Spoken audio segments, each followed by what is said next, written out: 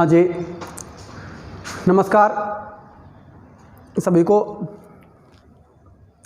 देखिए, पिछली कक्षा में हमने बात की थी वनस्पति संसाधन की, यानी कि हमारे पूरे वर्ल्ड में जो प्राकृतिक संसाधन हैं या एक मानवीय संसाधन है वो कौन कौन से हैं, और उनमें भी हमने जो प्राकृतिक संसाधन में जो प्राकृतिक वनस्पति है उसकी बात हमने पिछली कक्षा में की थी।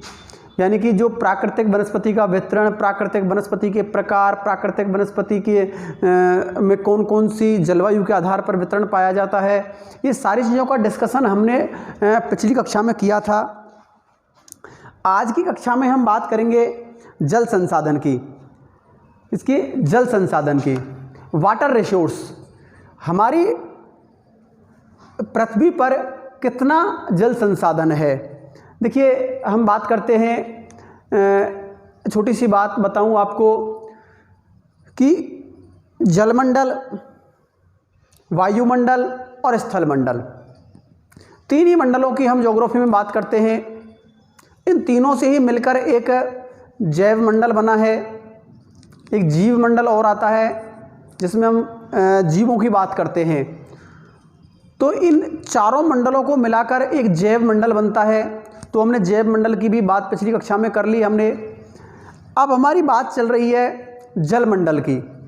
तो जल मंडल में हमने पृथ्वी पर देखा कि लगभग 71% भूभाग पर जल पाया जाता है। पृथ्वी के 71% भूभाग पर जल पाया जाता है और लगभग 29% भूभाग पर, 71% भाग पर जल और 29% भूभाग पर स्थल।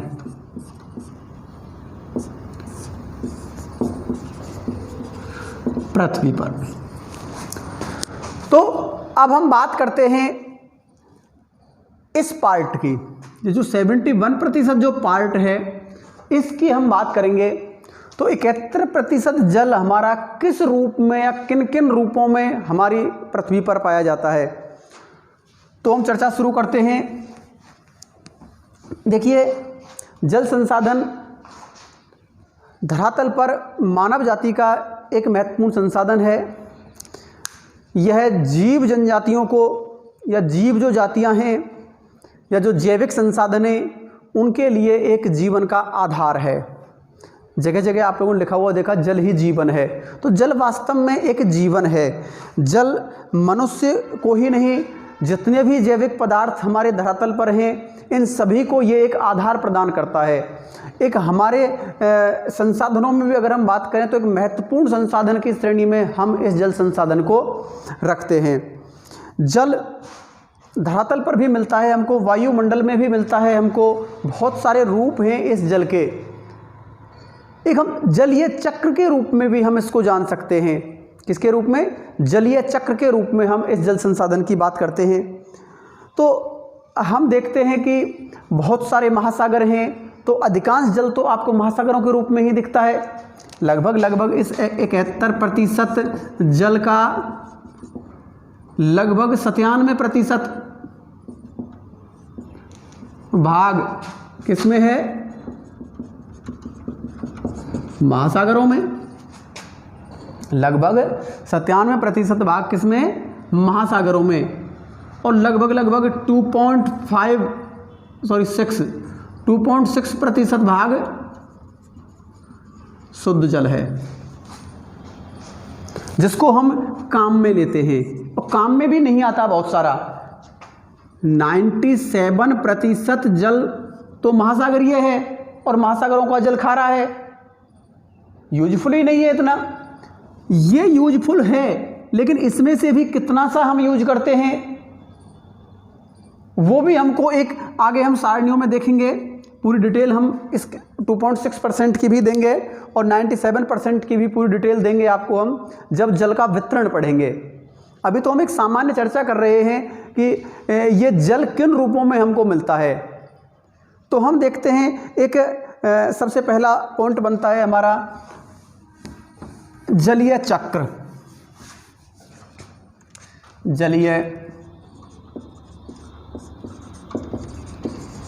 चक्र।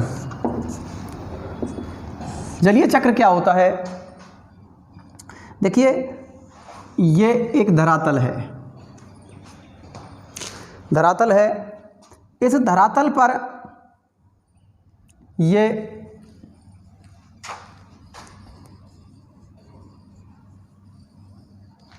एक ऊबड़ खाबड़ ज़मीन है, कहीं प्लेन मैदान है तो कहीं घाटी हैं, कहीं झील हैं, कहीं पर्वत है तो कहीं मैदान है। तो ये बहुत सारी चीज़ें हमको यहाँ देखने को मिलती हैं। यहाँ पर हमने ये एक सूर्य बना दिया,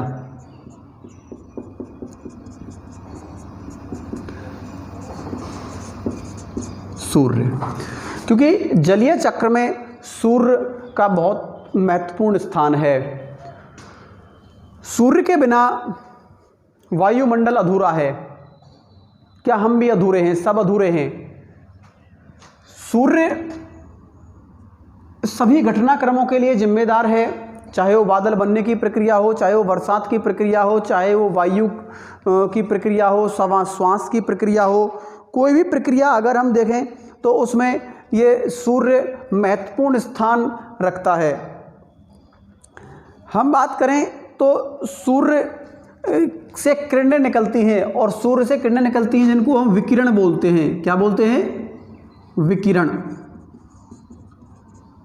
विकिरण। ये अब जब ये सूर्य निकलता है तो इस धरातल पर बहुत सारी प्रक्रिया होती है। ये महासागर है,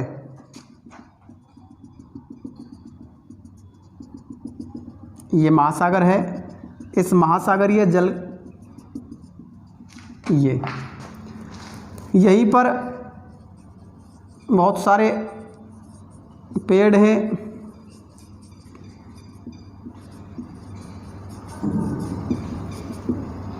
ये पेड़ हैं, बादल,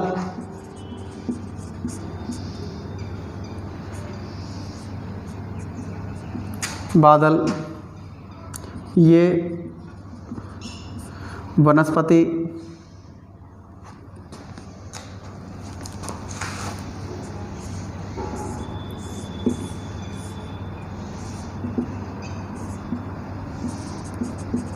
बादल,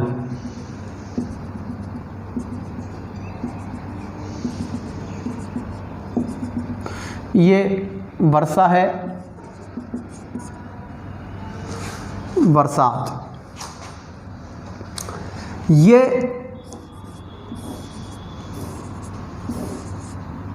सूर्य ने एब्जॉर्ब की, अपनी ऊष्मा छोड़ी, और ऊष्मा के साथ ही इन्होंने यहाँ से वाष्पीकृत होके, वाष्पीकरण, यहाँ से भी वाष्पीकरण, यानी कि वनस्पति से भी वाष्पीकरण। यहाँ पर मिट्टी है, नमी है,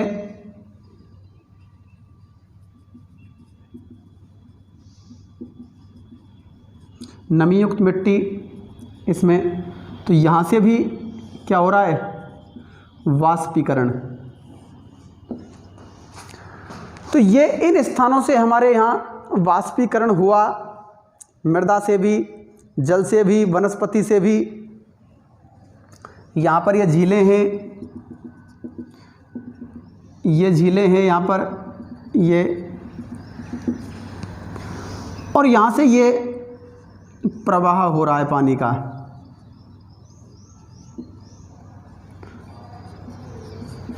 जलीय प्रवाह। अब हम देखते हैं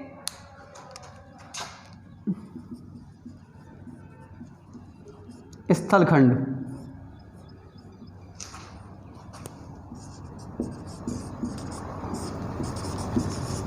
जलीय चक्र, चित्र, जलीय चक्र।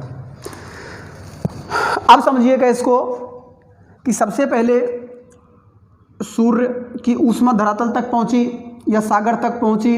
अब धरातल पर वनस्पति में भी नमी होती है, इधर धरातल में भी, झीलों नदियों में भी पानी बहता है।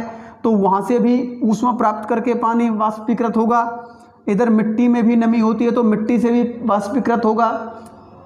तो जो वाष्पीकरण की प्रक्रिया के द्वारा जब ये वायुमंडल में पहुँचेगी, ये क्या है, वायुमंडल। अब वायुमंडल में जब ये पहुँचेगी तो वहाँ पर छोटे छोटे कणों के द्वारा ये वाष्प टकराएगी। जब वाष्प उठी तो ऊपर धूल कण बादल में मिलते हैं। जब धूल कणों से ये वाष्प टकराएगी तो उनमें एब्जॉर्ब हो जाएगी, उसमें मिल जाएगी, ये उनको सोख लेगी। जो वो कण हैं, धूल के कण, वो इस वाष्प को सोख लेंगे और जैसे ही वो वाष्प को सोखेंगे तो सोखने के बाद वो बादल बनेंगे। बादल बनने के बाद में इनमें एक प्रक्रिया होगी जिसे हम संघनन की प्रक्रिया कहते हैं। क्या कहते हैं? संघनन की प्रक्रिया। तो यहाँ पर ऊपर संघनन होगा, ये ऊपर, क्योंकि जैसे ये ऊपर जाएंगे तो ये ठंडे होंगे। ठंडे होने पर संघनन की क्रिया, संघनन की क्रिया होगी और संघनन की क्रिया होने पर ये क्या बनेंगे? बादल बनेंगे। धीरे धीरे प्रक्रिया पहुंच रही है, ध्यान रखना। पहले वाष्पीकृत हुआ, वायुमंडल में पहुंचा पानी, वायुमंडल में से फिर ये बादल यानी धूल के कण, बहुत सारे, ये एक लिख देता हूं यहां पर, धूल कण, धूल कण, ये धूल कण, और फिर धूल कणों से ये आगे जाएगी तो ठंडे होंगे। क्योंकि आप लोगों को पहले भी बता चुका मैं कि जैसे ही हम धरातल से ऊंचाई की ओर जाते हैं तो तापमान कम होता है, क्योंकि ये वाष्प बनी अधिक तापमान की वजह से, और जैसे ही ये आसमान में जाएगी तो ये वाष्प ठंडी होगी। ठंडी होने के कारण इस प्रक्रिया को क्या कहेंगे? संघनन। जब वाष्प गर्म से ठंडी होने लगेगी तो ये जो प्रक्रिया होगी बादल बनने की, इसे क्या कहेंगे? संघनन की क्रिया। और संघनन की क्रिया के बाद क्या बनेंगे? ये बादल बनेंगे, और बादल बनने के बाद ये बरसात करेंगे, और वर्षा के रूप में फिर हमारे धरातल पर जलीय प्रवाह होगा, जिसमें नदियां,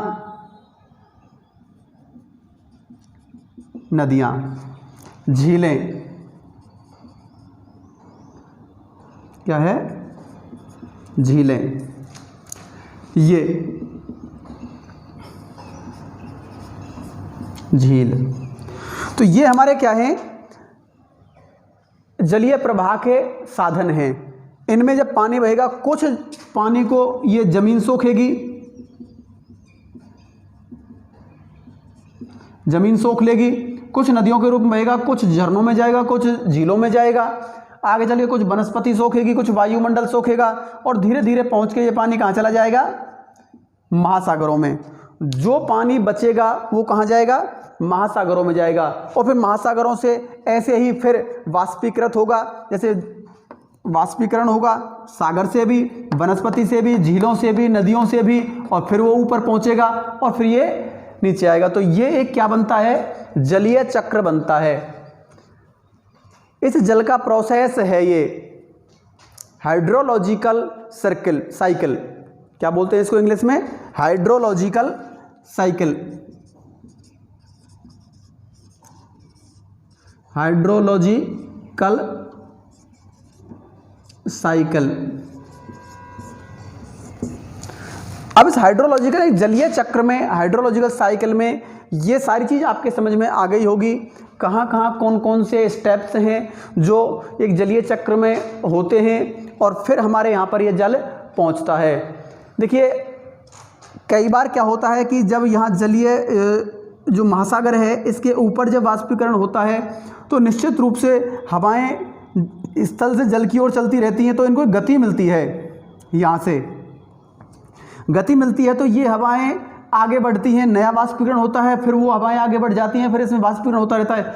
तो एक वाष्पीकरण की प्रक्रिया में गति होती है।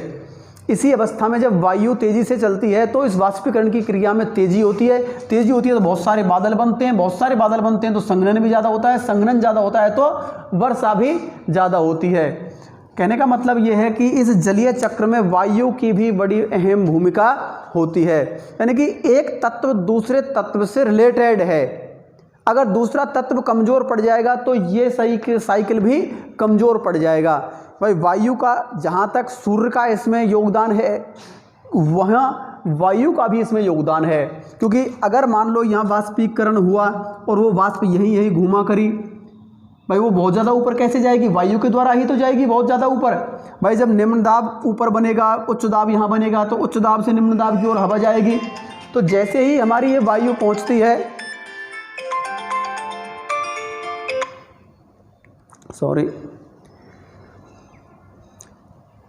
जैसे ही हमारी ये वायु ऊपर पहुँचती है तो हमें इस चीज़ का पता लगता है कि वाष्पीकरण की प्रक्रिया बहुत तेज़ है। और जैसे ही ये आगे पहुंचते हैं तो उसमें हमें यह पता लग जाता है कि वायु ज़्यादा वाष्पीकरण होकर वायु उसको आगे बढ़ा देती है और उसको ऊपर पहुंचा देती है। नया वाष्पीकरण और होता है, तो जैसे ही ये वायु इसमें इन्वॉल्व होती है तो इसकी प्रक्रिया बहुत तेज़ हो जाती है।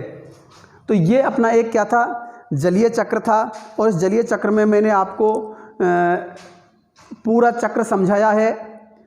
अब मैं बात करता हूँ आपसे जलीय चक्र के साथ जलमंडल की।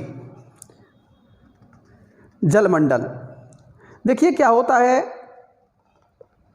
जिस प्रकार इसमें तापमान और वायु और जल तीनों ने मिलकर एक सर्किल बनाया और हमारे इस वायुमंडल में एक ऐसा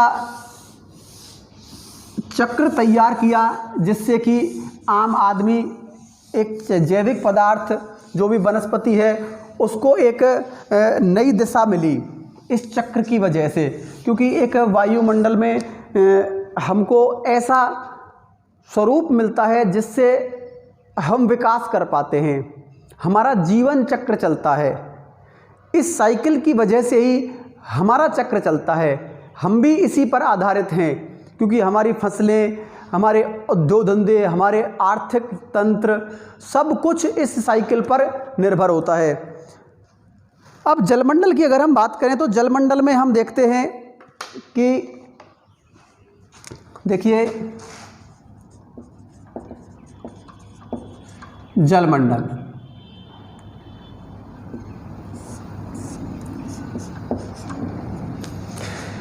अब जलमंडल का दूसरा स्वरूप हम बता सकते हैं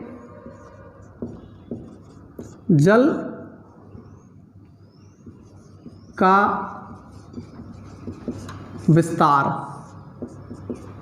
यानी कि जल कहाँ कहाँ किस किस रूप में फैला हुआ है। तो जल मिलता है हमारा, एक तो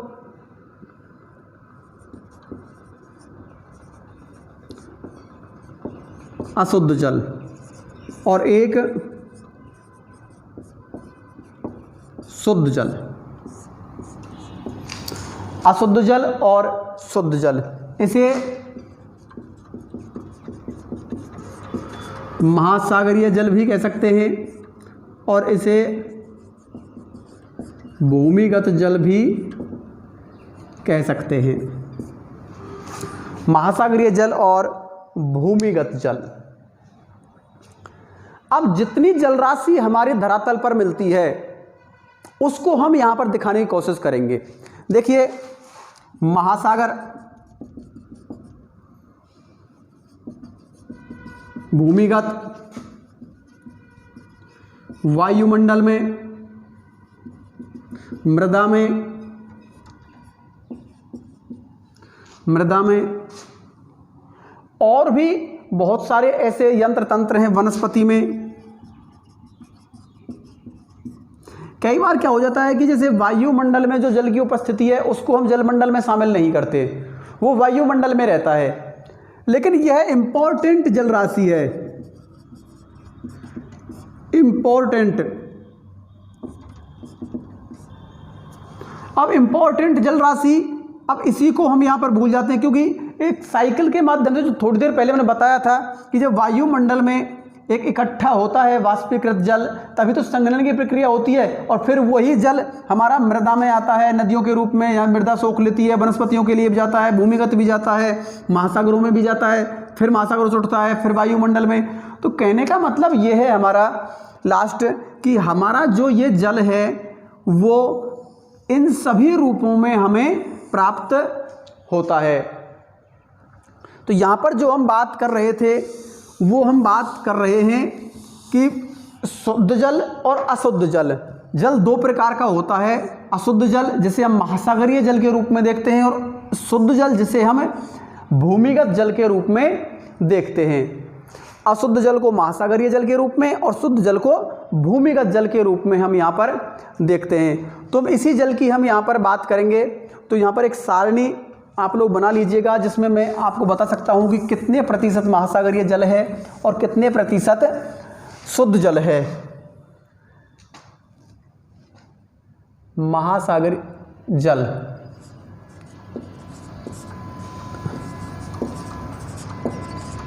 जलमंडल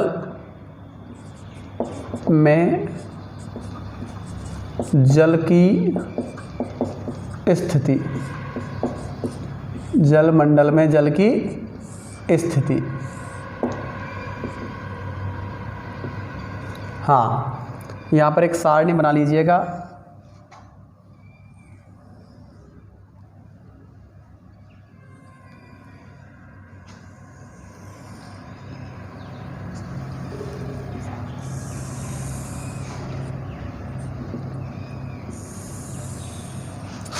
ये एक दो कॉलम बना लीजिएगा, अपने नोट्स में तैयार कर लो। यहाँ पर जल और यहाँ पर प्रतिशत आयतन प्रतिशत में। एक क्रम संख्या का कॉलम भी बना लीजिएगा, क्रम संख्या का।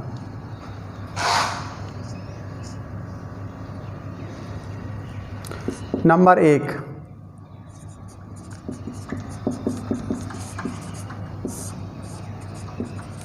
महासागरीय जल 97.23%, 93.23, 39 है ये, 39%। ये हमारा महासागरीय जल है। उसके बाद अगर हम बात करें, ये एक अशुद्ध जल के रूप में हमें प्राप्त होता है। नंबर 2, हेमटोपिया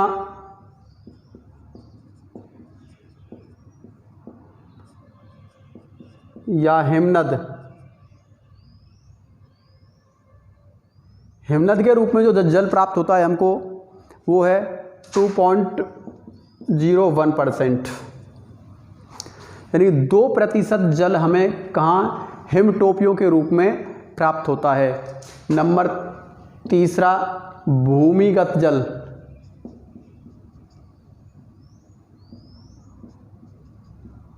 भूमिगत जल, ध्यान रखिएगा, थोड़ा सा हाथ उल्टा पड़ रहा है। हाँ, भूमिगत जल। अब भूमिगत जल कितना है? 0.58% भूमिगत जल है हमारे। जो ज़मीन के अंदर जो जल है उसे हम भूमिगत जल कहते हैं, और जो जल ज़मीन के अंदर है वो टोटल जल का कितने प्रतिशत है? 0.58%। अगला जो जल का प्रकार है वो है झीलों, नदियों। झीलों और नदियों में, यानी धरातलीय जल बोलते हैं इसको। क्या कहते हैं? धरातलीय जल भी कह सकते हैं। ये है 0.02%, 0.02%। और उसके बाद अगला जो जल है वो है वायुमंडल में। वायुमंडल में या वायुमंडलीय जल। वायुमंडलीय जल 0.001%, 0.01%। ये हमारा एक टोटल जल है जिसकी स्थिति आपके सामने उपस्थित है। ये बनता है हमारा टोटल जल। अब हम यहाँ पर देखते हैं, एक बार समझ लीजिएगा, जितना प्रतिशत मैंने आपको बताया था, एक यहाँ दोबारा से नोट कर लीजिएगा। पृथ्वी पर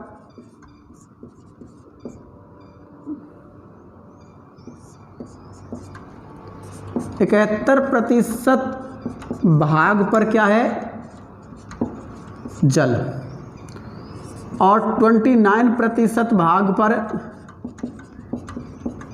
स्थल। ये है। अब जो ये 71% पूरा जल है,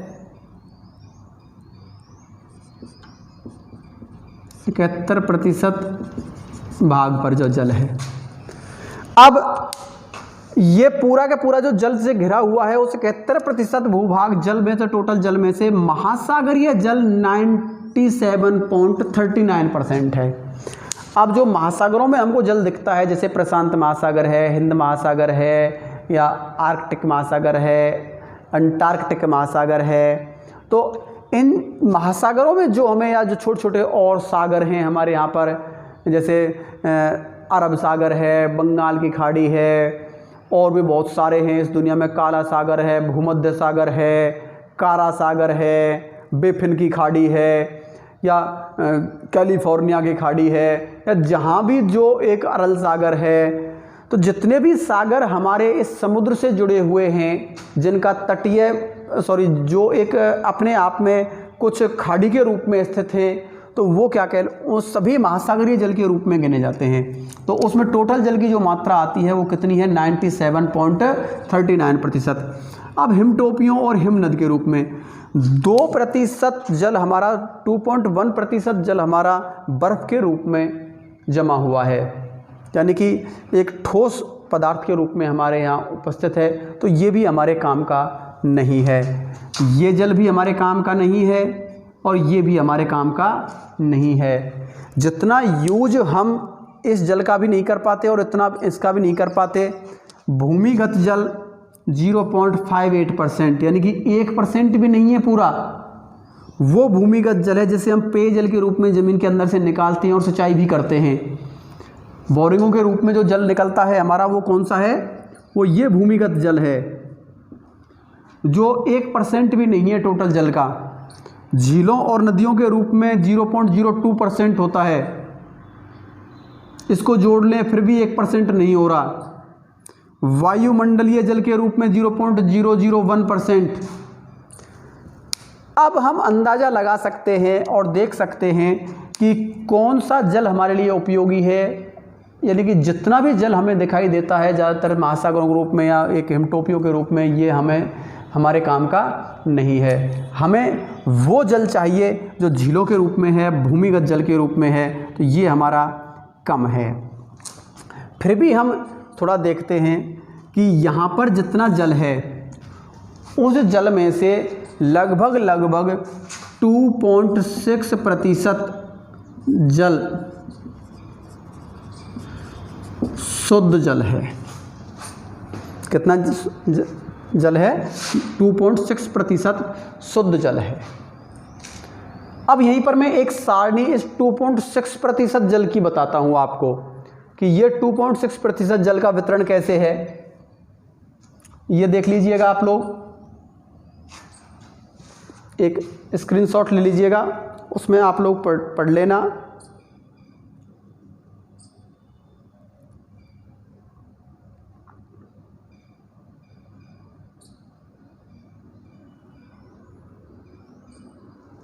हाँ, करें शुरू। हाँ देखिए,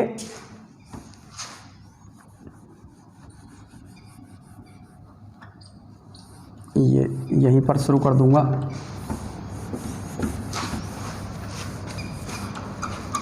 हाँ, हम बात कर रहे थे 2.6% जल की।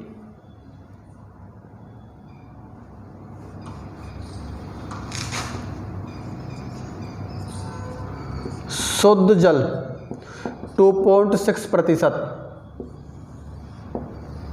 नंबर 1 हिमटोपियों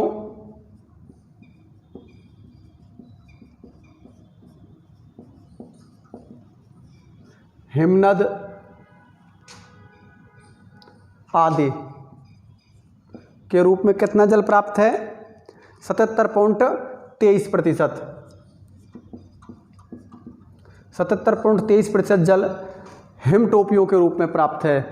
अगला भूजल या लिख देता हूं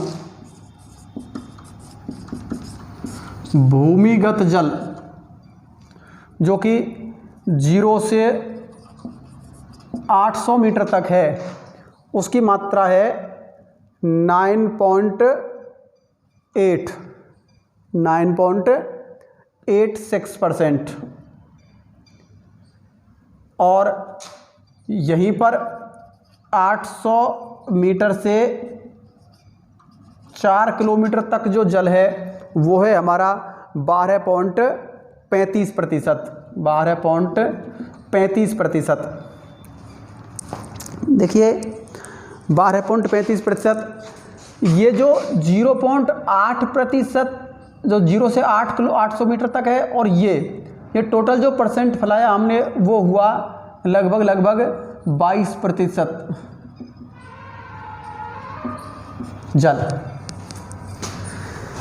समझिएगा, शुद्ध जल 2.6% है हमारा। उस 2.6% जल का 77.23% जल बर्फ के रूप में है, यानी कि हमारे लिए यूजफुल नहीं है। 9.86% जमीन के अंदर है जो हम यूज कर सकते हैं, और 800 से 4 किलोमीटर तक नीचे 12.35% जल है, यानी कि जो 2.6% जल है उसका 9.8% जल हम सिंचाई के रूप में, पेयजल के रूप में प्राप्त करते हैं। उसके बाद जो बहुत गहरा जल है, जो 4 किलोमीटर तक की गहराई मिलता है, वो है 12.35% जल, और वो टोटल 22% जल हो गया। लगभग भूमिगत जल की अगर हम बात करें तो भूमिगत जल कितना है? 22% जल है। तीसरा हम देखते हैं मृदा जल, जो मृदा सोख लेती है वो है 0.17%। चौथा हम देखते हैं झीलों में और नदियों में 0.35%। अगला देखते हैं हम लोग, सॉरी ये नदियां नहीं है, नदियां यहाँ पर आएंगे। नदियों में 0.03%। 0.03%। उसके बाद किस रूप में है? वायुमंडल के रूप में। वायुमंडल के रूप में यहाँ पर कितना है? 0.04% वायुमंडल में। और अगला पॉइंट है जलीय खनिज।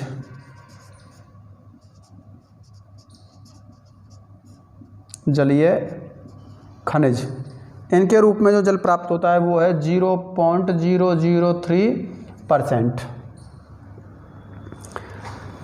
देखिए, ये 2.6% जल का हमारे पास स्रोत है। जो शुद्ध जल हमें प्राप्त हुआ उसका हम विवरण आपको दे रहे हैं। कहने की बात यह है कि संपूर्ण जलीय भाग का जो हम अध्ययन करते हैं वह जलमंडल है, और उस जलमंडल में द्रव, जल वाष्प, जल, ठोस पदार्थ, बर्फ के रूप में, ये कई रूपों में मिलता है। देखिए, अभी थोड़ी देर पहले मैंने आपको जलीय चक्र में भी बताया था, जल के रूप हम देखते हैं तो ठोस भी है, द्रव भी है और वाष्प भी है। 3 रूपों में हमें जल प्राप्त होता है, महासागरों, नदियों, झीलों, तालाबों आदि हिम क्षेत्रों में भी जो स्नोफील्ड होते हैं, हमारे जो हिम क्षेत्र हैं, वहाँ पर भी जल मिलता है, लेकिन वहाँ पर ये ठोस रूप में मिलता है, वायुमंडल में ये वाष्प के रूप में मिलता है और धरातल पर यह द्रव के रूप में हमें प्राप्त होता है। जलमंडल में वर्तमान में लगभग 13 अरब 84 करोड़ 1,20,000 घन किलोमीटर जल मिलता है, जो समुद्री जल को मिलाकर है। किसको मिलाकर है? समुद्री जल को मिलाकर। इसमें सबसे बड़ा भाग महासागरों का है तथा संपूर्ण जल का 2.6% शुद्ध जल है, यानी कि संपूर्ण जल का शुद्ध जो प्रतिशत है वो 2.6% है। और इसमें भी हिमनद के रूप में 77% जा रहा है, 77.23%, और भूमिगत जल के रूप में 9 क्यों, यहाँ टोटल 22% लगा लो भूमिगत जल। 22% कहाँ गया? भूमिगत जल के रूप में। तो 77 और 22 कितना हो गया? यानी कि लगभग 99% हो गया, 99 पॉइंट कुछ। कितना सा बच रहा है हमारे पास? तो कहने का मतलब ये है कि जल की कोई कमी नहीं है धरातल पर, लेकिन शुद्ध जल की कमी है। और शुद्ध जल भी काफ़ी है, लेकिन हमारे यूजफुल जो उपयोगी जल है, जिसका हम उपयोग कर सकते हैं, वो जल की मात्रा कम है। इसीलिए सरकार भी कहती है, सब कहते हैं कि जल को बचाइए, जल ही जीवन है। जिस जल का हम यूज कर रहे हैं उस जल का उतना उपयोग कीजिए जितना हमारे लिए काम का है। फालतू जल का उपयोग ना करें, व्यर्थ उपयोग ना करें। जहाँ बहुत ज़्यादा आवश्यक है वहीं पर हम लोग उसका उपयोग करें। कि जैसे हम लोग देखते हैं कि गाड़ी धोने में या बाइक धोने में या नहाने में भी हम बहुत सारा जल वैसे ही बर्बाद कर देते हैं। अपना लिमिटेड जल उतना ही रखें और उतने से हम नहा लें और बस। और जो जल बह के जा रहा है उसका भी कहीं ना कहीं बागवानी में, घर में कोई ऐसी जगह जहाँ वो पहुँचे तो कम से कम ज़मीन में जाए, वो ज़मीन के अंदर जाए, फिर उसका शुद्धिकरण होकर हमको दोबारा से भले से प्राप्त हो जाए। तो हम ऐसे तंत्र अपनाने चाहिए। वर्षा जल का भी हमें बहुत ज़्यादा उपयोग करना चाहिए। रेन वाटर हार्वेस्टिंग सिस्टम हमने हमारे घरों में यूज करना चाहिए।